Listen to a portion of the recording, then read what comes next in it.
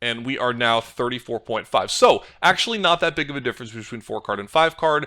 Aces having a wheel card certainly does mean he has more equity, but nevertheless we have an overlay on our money, and we should be fairly happy out of position here to get the money in 3 ways with a weak range trapped into the middle. It's not always going to be this weak of a range, but this is my estimate for in-game, kind of an exploit situation. I thought this was pretty interesting. Kind of reminds you how high-low and high vary from each other. Let me know what questions this raises for you. I was just looking through this analysis of my own play to make sure I wasn't punting in these hands, and I have to say I feel pretty good about my play after looking at these, and a good memory that these very pretty looking big O hands can do very well against aces, and it's just not that big of a deal. And in live mixed games where you're playing with a cap and an ante, it's important not to be overly conservative in these spots. You need to get your money in as a small favorite and flip for it quite often. It's just the way the nature of the game with shallow cap Omaha ranges.